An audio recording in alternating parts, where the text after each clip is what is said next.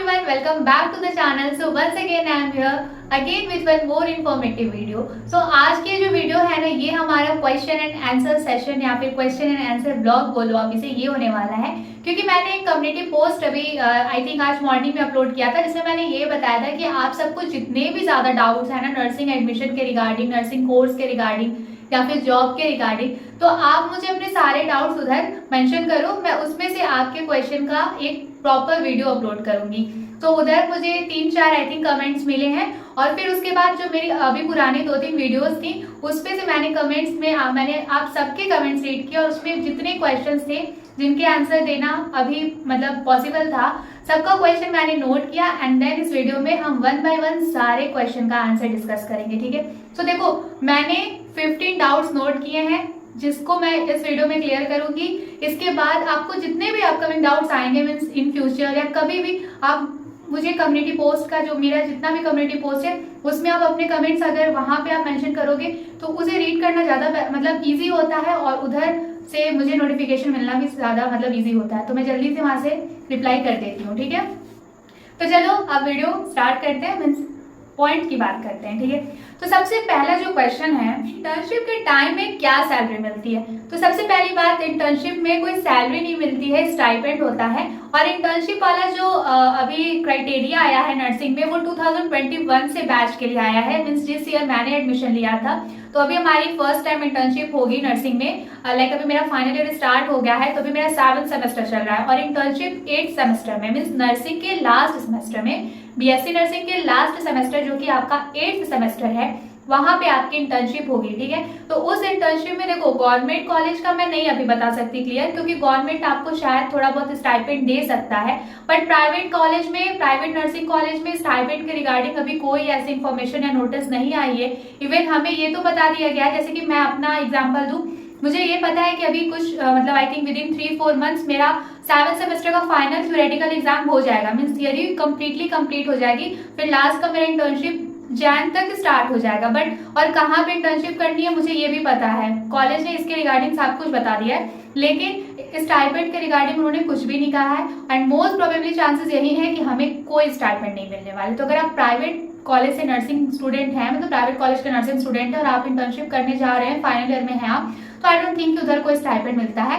और अगर आपने अभी अभी एडमिशन लिया है तो मे बी आपके 4th ईयर तक पहुंचने तक ऐसा प्रोविजन आ जाए कि नर्सिंग इंटर्न्स को भी स्टाइपेंड मिलने लगे। सो अच्छी बात है, मीन्स अभी स्टाइपेंड इतना क्लियर नहीं है, ठीक है, क्योंकि इंटर्नशिप वाला जो क्राइटेरिया है नर्सिंग में वो 2021 बैच से आया है, ओके। तो अभी हम ही हैं वो 21 बैच वाले। तो अगर मैं इंटर्नशिप करना स्टार्ट कर दूंगी जब, और अगर उधर मेरे को कोई स्टाइपेंड मिलेगा तो मैं आपको जरूर बताऊंगी, बट अभी स्टाइपेंड के रिगार्डिंग कोई नोटिफिकेशन नहीं आई है। तो चलो, फर्स्ट क्वेश्चन का आंसर मैंने दे दिया, इंटर्नशिप में अभी हमें कोई स्टाइपेंड नहीं मिलने वाला है। तो हमारा मतलब सेकंड है, एक स्टूडेंट है जिन्होंने PNST में 52 मार्क्स स्कोर किया है। उनको ये डाउट है कि क्या उनको जस्ट 52 मार्क्स पे गवर्नमेंट कॉलेज मिलेगा या नहीं, एंड देन गवर्नमेंट जॉब लगेगी या नहीं, और कैसे लगेगी। तो देखो स्टूडेंट्स, मैं आपसे एक बात बता दूं कि अभी जब आप एडमिशन ले रहे हो ना, तो बहुत ज्यादा दूर की सोचने की जरूरत नहीं। हाँ, इट्स गुड, हमेशा हमें आगे अपना फ्यूचर देख के ही कोई अभी प्रेजेंट टाइम में स्टेप लेना चाहिए। लेकिन आप मुझे बताओ, अभी आप जिस कोर्स में एडमिशन लेने जा रहे हो, अभी तो उधर पढ़ाई करना जरूरी है ना। अब अभी आप फर्स्ट ईयर में हो, आपके 4th ईयर तक जाने तक जॉब का क्राइटेरिया चेंज हो सकता है, बहुत सारे नए नए पोस्ट आ सकती हैं, वैकेंसीज आ सकती है, तो अलग क्राइटेरिया होगा। अभी से आपको इन सारी चीजों के बारे में टेंशन लेने की जरूरत नहीं है कि आपको गवर्नमेंट जॉब मिलेगी या नहीं मिलेगी, अगर मिलेगी तो कैसे मिलेगी। अभी आपको किन चीजों पे फोकस करना है कि आप कितना इफेक्टिवली, कितना ज्यादा अच्छा अपने नर्सिंग में सीख सकते हो। जो स्टूडेंट लाइफ है ना, इसमें आपको चीजें सीखनी है, अपना थ्योरेटिकल पोर्शन आपको स्ट्रॉन्ग रखना है, एज वेल एज आपको अपना क्लिनिकल पोर्शन स्ट्रॉन्ग रखना है। तो अभी आप इन चीजों पे फोकस करो। और देखो, रही बात आपको 52 मार्क्स पे गवर्नमेंट कॉलेज मिलेगा या नहीं, तो ये तो काउंसलिंग पे डिपेंड करता है, इसमें मैं कुछ नहीं बता सकती। जिस हिसाब से कट ऑफ सेट होगी कैटेगरी वाइज, अगर आपका है उतना है, आप एलिजिबल हो उतने, मतलब जितना रिक्वायर्ड है मार्क्स काउंसलिंग में, अगर आपके उतने मार्क्स हैं, आपके नंबर पे सीट अवेलेबल है गवर्नमेंट से, तो ऑफकोर्स आपको मिलेगी। और अगर उस मार्क्स पे गवर्नमेंट सीट अवेलेबल नहीं है तो नहीं मिलेगा। तो अभी मैं काउंसलिंग के रिगार्डिंग तो कुछ नहीं बता सकती एग्जैक्टली, बट बात अगर गवर्नमेंट जॉब की, तो मैं आपको यही सजेस्ट करूंगी कि अभी आप एडमिशन लो। और फिर भी इन शॉर्ट मैं बता देती हूँ, 4 साल BSc नर्सिंग विथ इंटर्नशिप करने के बाद जब आप कोर्स कंप्लीट करके आपको आपके कॉलेज से आपका कोर्स कंप्लीशन सर्टिफिकेट मिलेगा और आप आईएनसी में अपना रजिस्ट्रेशन नंबर ले लोगे। आईएनसी से मतलब लाइक आईएनसी में जाकर रजिस्ट्रेशन कराना होता है, फिर उधर से आपको एक पर्टिकुलर रजिस्टर्ड नर्स का मतलब रजिस्ट्रेशन नंबर मिलेगा। फिर जैसे जैसे गवर्नमेंट की वैकेंसीज आती हैं, अलग अलग स्टाफ के लिए स्टाफ नर्स की आती है, नर्सिंग ऑफिसर की आती है, लेक्चरर की पोस्ट आती है, बीएससी पे लेक्चर की पोस्ट नहीं आती है, एमएससी के लिए आप जा सकते हो। तो उस टाइम पे जैसे वैकेंसीज रहेंगी, जैसे ऑप्शंस रहेंगे, आपको वो फिर से एंट्रेंस एग्जाम क्लियर करना होगा। और अगर आप जॉब के लिए एंट्रेंस एग्जाम दे रहे हो तो उसमें होता है प्री होता है, मेंस होता है। पहले आप एक एग्जाम क्लियर करोगे, फिर सेकंड एग्जाम क्लियर करोगे, फिर अगर आपकी मेरिट बनेगी, आपका मतलब उतना स्कोर है तो ऑफकोर्स आपको जॉब मिल जाएगी। अगर नहीं भी मिलती है तो नॉट अ बिग डील यार। अगर आप अच्छे हो, अच्छी चीजें मतलब आपको सब कुछ नर्सिंग के बारे में पता है, आपका थ्योरेटिकल स्ट्रांग है, क्लिनिकल स्ट्रांग है, तो आप किसी प्राइवेट नर्सिंग कॉलेज में भी अगर लेक्चरर की जॉब करोगे तो उधर भी आप अच्छी खासी अर्निंग कर सकते हो। ठीक है, तो अभी पढ़ाई पे फोकस करो। जॉब मिलेगी या नहीं मिलेगी इस चीज की फर्स्ट ईयर में, वो भी जब आप अभी एडमिशन जस्ट ले लो, इस स्टेज पे आपको जॉब की बहुत ज्यादा टेंशन लेने की जरूरत नहीं। अभी अगर आप सिर्फ अच्छे से पढ़ाई करो, अच्छे से पढ़ाई करोगे, थ्योरेटिकल पोर्शन स्ट्रॉन्ग रखोगे, क्लिनिकल पोर्शन स्ट्रॉन्ग रखोगे, तो आपको जॉब के बारे में सोचना ही नहीं पड़ेगा। जॉब खुद आपके पास चल के आएगी। ओके, हाँ, जरूरी नहीं कि गवर्नमेंट जॉब ही मिले, प्राइवेट जॉब भी मिल सकती है, दोनों जॉब अच्छी होती है नर्सिंग फील्ड में। तो चलो अब हम अपने तीसरे क्वेश्चन की तरफ पढ़ते हैं। डाउट जो है एक स्टूडेंट का, इनका ये क्वेश्चन था कि दिल्ली के प्राइवेट कॉलेज में एडमिशन ले या हरियाणा का। तो देखिए कॉलेज कैसा है ये डिपेंड करता है, सिटी डिपेंड नहीं करती है, बट फिर भी हम सब जानते हैं कि देखो दिल्ली जो है वो वेल डेवलप्ड सिटी है। ठीक है, वेल डेवलप्ड है, और अदर जो स्टेट्स हैं वो कहीं ना कहीं अभी डेवलपिंग है। अब दिल्ली हो गया, मुंबई हो गया, अब ऐसे जो जगह हैं तो उधर क्या होता है, हमें सोचने की जरूरत नहीं। अगर कॉलेज अच्छा है, थोड़ा बहुत आप देखो कि कॉलेज का लोकेशन क्या है, थोड़ा सर्च करो, साइट्स पे जाओ, अगर वहाँ के कॉलेज के कोई स्टूडेंट से आपका कांटेक्ट है तो आप थोड़ा पता करो। तो इस तरीके से आप कंपैरिजन कर सकते हो कि दिल्ली वाला कॉलेज अच्छा है कि हरियाणा वाला कॉलेज है। और अगर हमें जनरल कंपैरिजन करके बताना हो तो इट इज ऑब्वियस कि जो दिल्ली है वो वेल डेवलप्ड सिटी है, तो ऑब्वियस सी बात है कि वहाँ अगर आप एडमिशन लोगे तो आपको बहुत सारी चीजें सीखने को मिलेगी। आपका एकेडमिक्स इन केस मान लो कॉलेज में अगर पढ़ाई अच्छी भी नहीं हो रही तो बट दिल्ली है ना, वेल डेवलप्ड सिटी है, वहाँ और भी कई सारे स्टूडेंट्स हैं, लोगों के साथ आपका इंटरेक्शन होगा, लोगों से आपको सीखने को मिलेगा। मतलब इंटरेक्शन, पर्सनालिटी डेवलपमेंट के व्यू से देखो तो दिल्ली बेटर है एज कम्पेयर, मतलब हरियाणा के कंपैरिजन में। आई थिंक आपको दिल्ली के प्राइवेट कॉलेज में एडमिशन लेना चाहिए, ये मेरा ओपिनियन है। अब आप पे डिपेंड करता है कि आप कौन से पर्टिकुलर कॉलेज में एडमिशन ले रहे हो, तो वो देख लेना कि वो कॉलेज दिल्ली में बेटर है या नहीं है। हो सकता है वो जिस कॉलेज में आप एडमिशन नहीं ले रहे हो दिल्ली का, वो कॉलेज अच्छा ना हो, बट हरियाणा का प्राइवेट कॉलेज अच्छा हो, तो कॉलेज टू कॉलेज में सिचुएशन वेरी कर सकती है। बट अगर आप एक जनरलाइज्ड कंपैरिजन की बात करो तो इट इज ऑब्वियस कि आपको दिल्ली ज्यादा अच्छा रहेगा एडमिशन लेने के लिए। ठीक है, फिर हमारा फोर्थ क्वेश्चन है, तो एक स्टूडेंट है जिन्होंने BCECE काउंसलिंग के डेट पूछी है। ये बिहार मतलब बिहार कंबाइंड एंट्रेंस एग्जाम होता है। ठीक है, तो देखो इसमें क्या है कि जो काउंसलिंग की डेट होती है, मैं सभी स्टूडेंट्स को बता दूं, आप जिस पर्टिकुलर एग्जाम के लिए हो, मतलब आप जिस पर्टिकुलर स्टेट का एग्जाम दिए हो, वो साइट आपको फ्रिक्वेंटली विजिट करती रहनी है। ठीक है, तो जब काउंसलिंग की कोई नोटिफिकेशन आती है तो आपको वहां पे पता चल जाएगा। तो जब भी कोई डाउट हो तो आप किसी की बात सुनने से बेटर है, किसी का सजेशन लेने से अच्छा है कि आप खुद से साइट को विजिट करते रहो, साइट पे जाओ, साइट को ओपन करो, उधर नोटिस चेक करते रहो। जैसे कोई नई इंफॉर्मेशन आती है साइट पे तुरंत अपलोड कर दिया जाता है, और साइट पे जो इंफॉर्मेशन, जो डेट अपलोड हुआ है उसी के अकॉर्डिंग काउंसलिंग होगी। ठीक है, तो चलो ये भी क्लियर हो गया।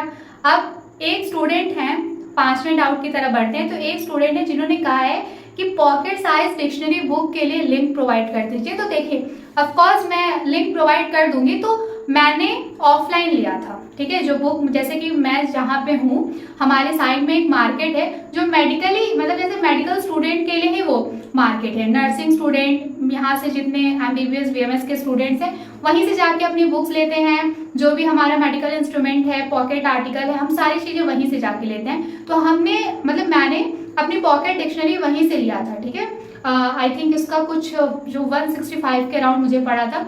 और अगर आप ऑनलाइन लेना चाहो तो आप फ्लिपकार्ट से देख सकते हो। ठीक है, फ्लिपकार्ट पे मिल जाएगा, मैं देखूंगी अगर वो बुक अवेलेबल है फ्लिपकार्ट पे तो मैं उसकी लिंक प्रोवाइड करा दूंगी। वैसे आपको अगर ना मिले तो इसके लिए बहुत ज्यादा परेशान होने की जरूरत नहीं है। आसपास का जो बुक मार्केट होता है ना, जहाँ सारी बुक्स मिलती है मेडिकल की, वहां पे आप जाओगे, वहां पे आप नर्सेस डिक्शनरी मांगोगे, इजिली आपको मिल जाएगा, ठीक है, बुक स्टोर से।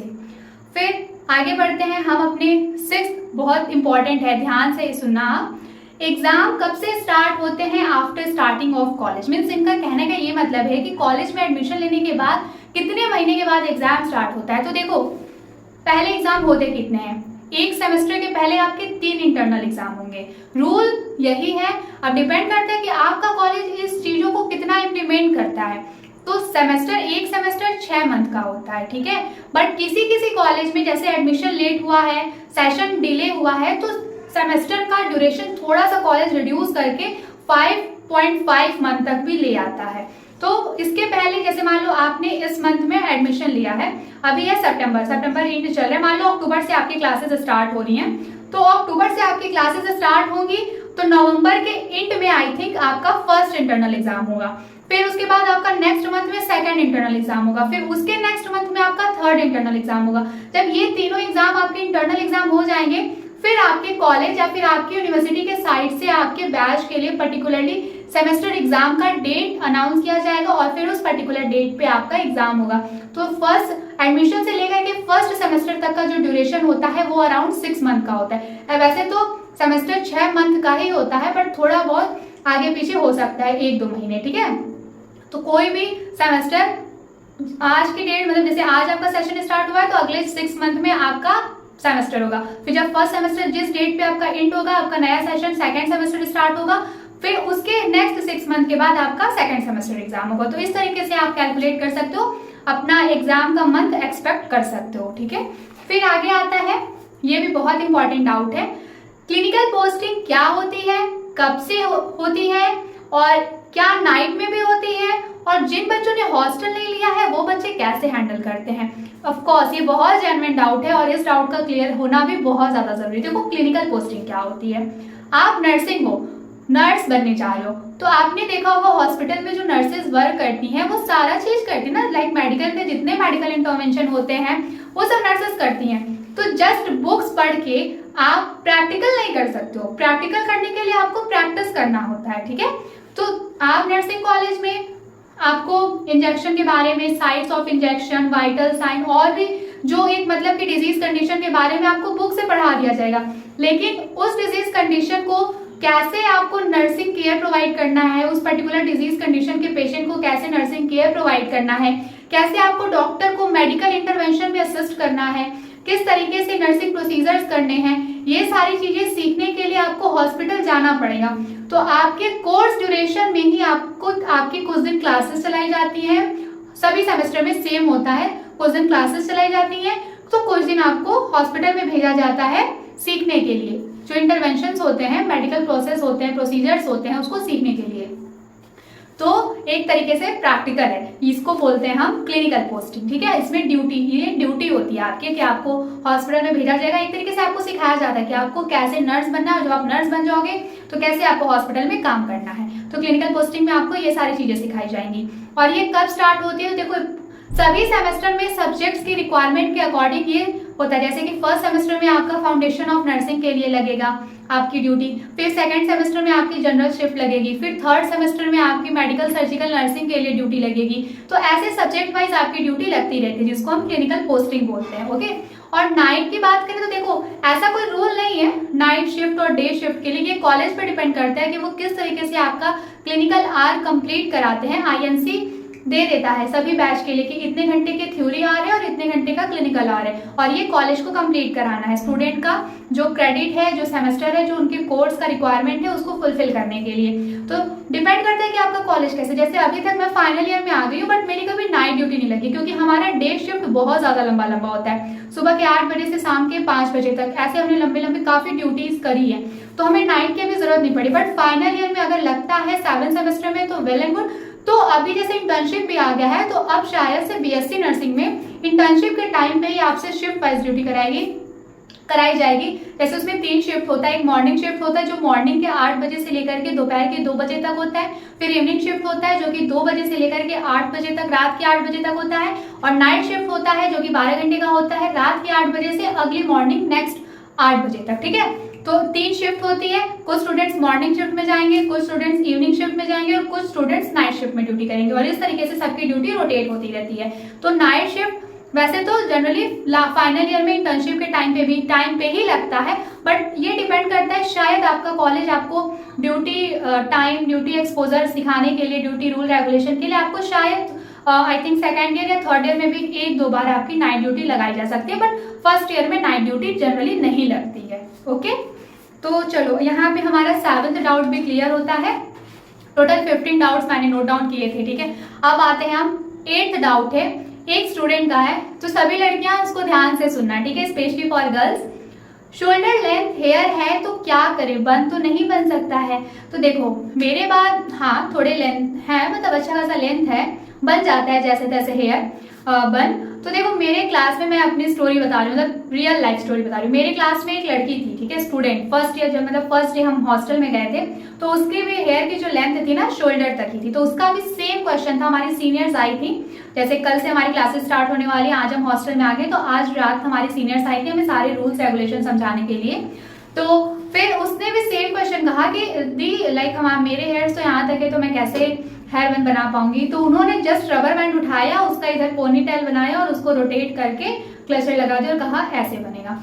तो देखो उनका तो थोड़ा वहां पे था, सीनियरिटी दिखी, बट बहुत मैं आराम से आपको बता रही हूँ, आपको कुछ नहीं, देखो ये रूल है तो रूल फॉलो करना है ना, इसमें कोई बहुत बड़ी चीज नहीं है कि मैं क्यों फॉलो करूं या मेरे बाल तो छोटे हैं, ऐसा परेशान होने वाली कोई चीज नहीं है इसमें।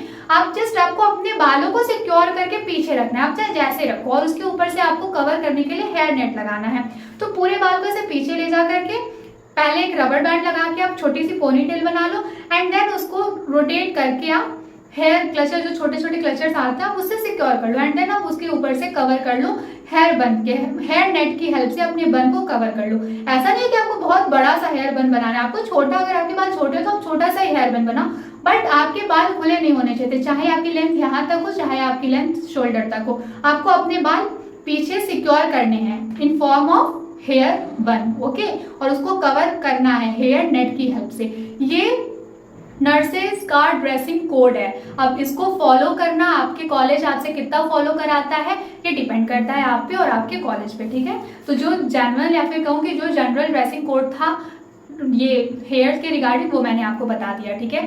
फिर उसके बाद हमारा 9th डाउट है एक स्टूडेंट का कि कॉलेज तो हमारा, देखो ध्यान से सुनना, ये डाउट बहुत सारे बच्चों को रहता है, हमारा कॉलेज सिर्फ स्टेट नर्सिंग काउंसिल से एफिलिएटेड है तो कौन सी जॉब की प्रिपरेशन करें। देखो आपका कॉलेज स्टेट नर्सिंग से एफिलिएटेड है, स्टेट काउंसिल से एफिलिएटेड है, या फिर आपका सेंट्रल काउंसिल से एफिलिएटेड है, ये इससे आपके जॉब का कोई लेना देना नहीं है।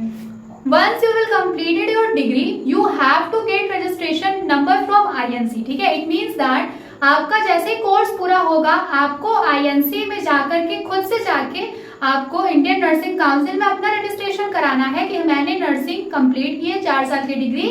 आप ये सारा वेरिफिकेशन जो भी वो करेंगे, ये रहा मेरा रिजल्ट, ये रही मेरी कोर्स कंप्लीशन सर्टिफिकेट, आप मेरी डिग्री वेरीफाई करो और मुझे रजिस्ट्रेशन नंबर दो। उधर से आपको एक रजिस्ट्रेशन नंबर मिल जाएगा।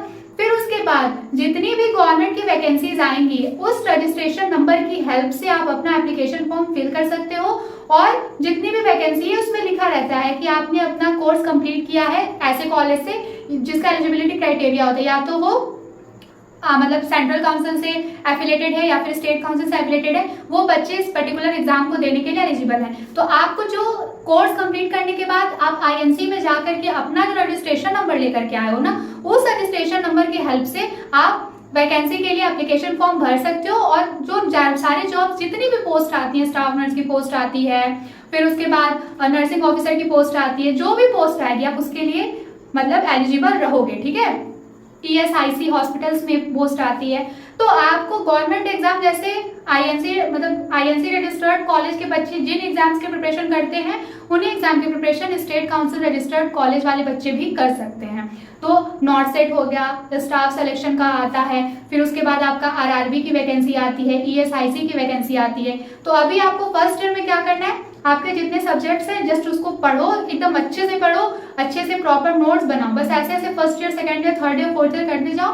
फाइनल ईयर आते आते आपके सारे डाउट्स क्लियर हो जाएंगे, आपको खुद से समझ में आने लगेगा कि आपको क्या पढ़ना है, कैसे तैयारी करनी है, कौन सी बुक रेफर करनी है, ठीक है। तो अभी आप फर्स्ट ईयर में आए हो, अभी आप जैसे इस स्टेप पे आपका जो रिस्पॉन्सिबिलिटी है वो है आपको आपका सब्जेक्ट पढ़ना और आपको आपका जो क्लिनिकल प्रोसीजर्स आपको सिखाया जा रहा है उसको अच्छे से सीखना, क्योंकि शुरुआत यहीं से हो रही है। तो अगर बेसिक्स स्ट्रांग होंगे आपके तो आप इसके ऊपर बिल्डिंग भी बहुत स्ट्रांग बना पाओगे, ठीक है। तो चलो अब हम बढ़ते हैं आगे।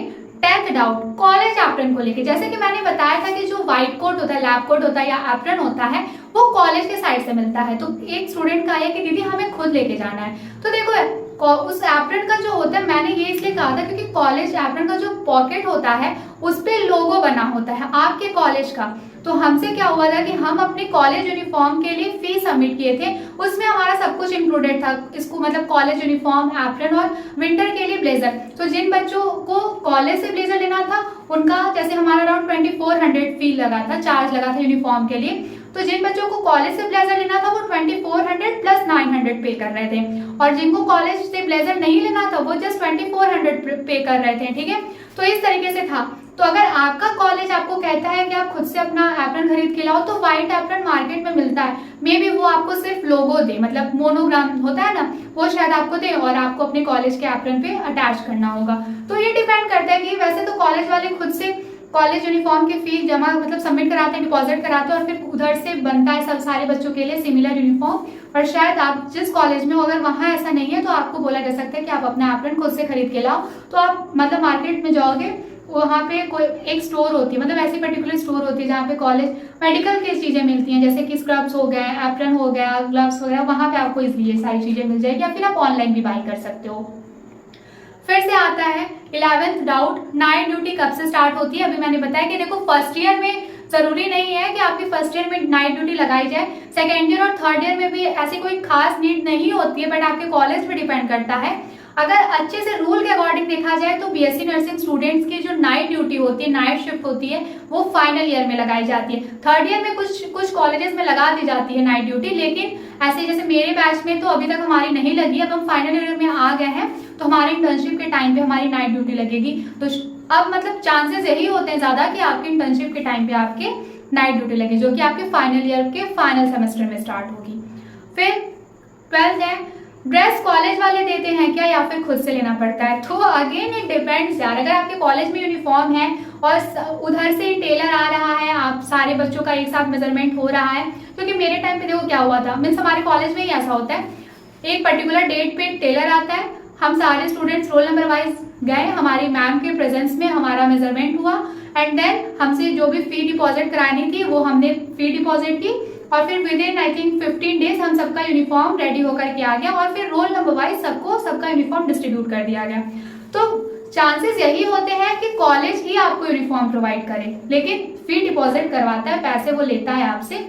बट मे भी अगर नॉर्मल आपका सिर्फ जैसे कहीं कहीं होता है कि वाइट यूनिफॉर्म है, मतलब पूरा कंप्लीट वाइट है, वाइट दुपट्टा, वाइट कुर्ती, वाइट सलवार, ऐसे तो वाइट तो कहीं से भी मिल जाता है, तो शायद इस केस में आपका कॉलेज बोल सकता है कि आपको अपना यूनिफॉर्म खुद ही बनवाना है।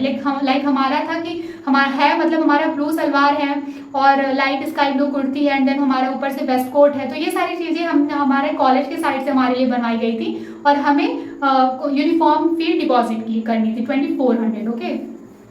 अब उसके बाद आता है अटेंडेंस क्राइटेरिया। तो देखिए अटेंडेंस क्राइटेरिया के रिगार्डिंग मैंने एक डिटेल वीडियो ऑलरेडी बना दी है, तो आप उसको देख लीजिएगा, आपका डाउट क्लियर हो जाएगा। बट इन शॉर्ट मैं यहाँ बता देती हूँ, थ्योरेटिकल अटेंडेंस आपके 90% होने चाहिए पर सब्जेक्ट एज पर रूल ऑफ आईएनसी, और जो क्लिनिकल अटेंडेंस में जितने दिन आपकी ड्यूटी लगाई जाती है उसमें आपका 100%, मतलब 1 महीने की ड्यूटी है तो आपको पूरा 1 महीने ड्यूटी पे जाना ही जाना है बिना एब्सेंट किए। थ्योरेटिकल क्लासेस में मान लो आप 1-2 छुट्टी ले सकते हो मंथ में, लेकिन उससे ज्यादा नहीं। तो एक स्टूडेंट का एक कमेंट था, उनका यही मतलब था कि पूरा कमेंट कुछ ऐसा था कि एक मतलब मंथ में कितनी छुट्टी ले सकते हैं कि अटेंडेंस भी कम ना हो। तो देखो वैसे तो आपको लीव नहीं लेना होता है जब तक कि कोई बहुत ज्यादा जरूरी काम ना हो, बट फिर भी इमरजेंसी के लिए आप 1-2 लीव ले सकते हो, उससे ज्यादा नहीं तो फिर अटेंडेंस शॉर्ट हो जाती है। और फिर एग्जाम के टाइम पे जब अटेंडेंस मतलब शीट बन के आती है कि कौन से स्टूडेंट्स का कितना % अटेंडेंस है, तो उस टाइम पे एलिजिबिलिटी क्राइटेरिया में अगर आप नहीं आते हो तो फिर थोड़ा प्रॉब्लम हो जाता है, इसलिए अटेंडेंस का पूरा ध्यान रखना नर्सिंग कॉलेज में, ठीक है। फिर last, NEET with BSc nursing, sorry it's not last, एक और डाउट है हमारे पास, पहले मैं वो क्लियर कर देती हूँ, उसके बाद ये नीट विद बीएससी नर्सिंग करूंगी।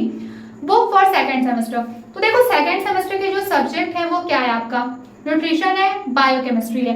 तो अभी मैं अपना एग्जांपल लेके बताऊं तो ना तो मैंने न्यूट्रिशन के लिए कोई पर्टिकुलर बुक ली थी और ना ही मैंने बायोकेमिस्ट्री के लिए कोई पर्टिकुलर बुक ली थी। मेरा क्या था कि हमारी मैम बहुत अच्छी थी, वो एक्सटर्नल टीचर थी, हमें पढ़ाने आती थी, तो हम फर्स्ट ईयर में थे, उतना हमें चीजें पता भी नहीं चलती थी और समझ भी नहीं आता था कि कौन सी बुक रेफर करें, बुक का जो लैंग्वेज होता था वो उतना क्लियरली समझ नहीं आता था। तो हम क्या करते, हमारी मैम बहुत अच्छी थी, मतलब उन्होंने हमें एक एक चीज, एक एक टॉपिक पढ़ाया और नोट्स भी हमें मतलब एक तो हमसे वो खुद नोट्स बनवा देती थी, कुछ डिक्टेट करती थी, हम नोट कर लेते थे, या फिर वो हमें नोट्स सेंड कर देती थी, ठीक है, तो हम उसमें से फिर देख के व्हाट्सएप ग्रुप में सेंड करते थे, फिर हम उधर से अपना नोट्स बना लेते थे। तो मैंने उनके नोट्स से ही पढ़ाई करी थी वहां पे, जस्ट ऐसा था कि यार बस पास हो जाए किसी तरीके से, तो उनके नोट्स से ही मैंने पढ़ी थी। बट फिर भी आपके लिए मैं एक बार अच्छे से एक बार सब कुछ मतलब इवेलुएट कर लूंगी, कंपैरिजन कर लूंगी कि कौन से राइटर की बुक ज्यादा अच्छी है, किसमें कंटेंट ज्यादा अच्छा दिया गया है बायोकेमिस्ट्री के लिए और न्यूट्रिशन के लिए। उसके बाद मैं आपको बता दूंगी कि कौन सी आपको बुक लेनी, इसके लिए भी मैं एक पर्टिकुलर वीडियो बना दूंगी सेकंड सेमेस्टर की बुक्स और सब्जेक्ट के रिगार्डिंग, ठीक है। अब फाइनल आज के इस वीडियो का लास्ट डाउट है, NEET with BSc nursing time management क्या पॉसिबल है? देखो टू बी वेरी ऑनेस्ट, मेरी जिन्होंने पुराने वीडियोस देखे होंगे उनको पता होगा कि मैं भी एक टाइम पे बीएससी नर्सिंग के साथ साथ नीट क्रैक करने के लिए हर दिन स्ट्रगल करती थी। स्ट्रगल ये नहीं होता था कि मैं बहुत पढ़ रही हूँ, स्ट्रगल यही होता था कि मुझे टाइम नहीं मिल पाता था, मुझे डेली कॉलेज जाना होता था, अभी भी मुझे डेली कॉलेज जाना होता है, 10 घंटे ऑलमोस्ट कॉलेज में चले जाते थे। और मेरे कॉलेज का ये रूल है कि अगर आप 8:30 पे एंट्री ले रहे हो तो 4:30 पे ही आपकी छुट्टी होनी है, उसके पहले आप किसी भी कंडीशन में नहीं जा सकते, क्लास चले या ना चले आपको कॉलेज में ही रहना है।